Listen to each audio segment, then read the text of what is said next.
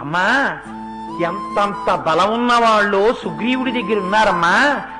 నాతో సమానమైన బలం ఉన్న వాళ్ళు ఉన్నారు, నాకన్నా అధికమైన బలం ఉన్న వాళ్ళు ఉన్నారు, తప్ప నాకన్నా తక్కువ బలం ఉన్నవాడు ఇంకా సుగ్రీవుడి దగ్గర లేడమ్మా.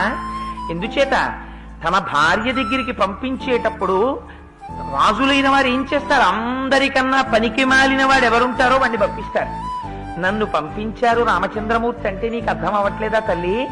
నాకన్నా పనికి మాలిన వాడు ఇంకా సుగ్రీవుడి దగ్గర ఎవ్వరూ లేరు.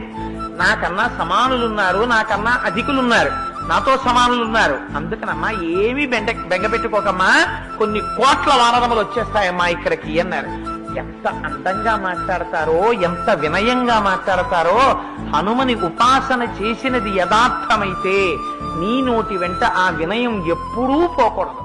నా అంత వాణ్ణి నేనని గుండెల మీద చెయ్యేసుకుని ఎప్పుడూ మాట్లాడకూడదు. ఆ వినయం, ఆ విధేయత నువ్వు నిలబెట్టుకోవాలి తప్ప. అవునమ్మా, నిజమేనమ్మా, చాలా మంది ఆ ఒడ్డు నుండి పేరు, నేను ఒక్కడనే వచ్చానమ్మా, ఎవరు వస్తారమ్మా, ఏమో చూద్దాంలేమ్మా, నేను ట్రై చేస్తాను అంటే హనుమ గురించి ఇవాళ ఇంత గొప్పగా చెప్పుకుంటామా? శ్రీరామదూతం శిరసాన్నమామి అంటామా? అమ్మ దర్శనం ఇస్తుందా?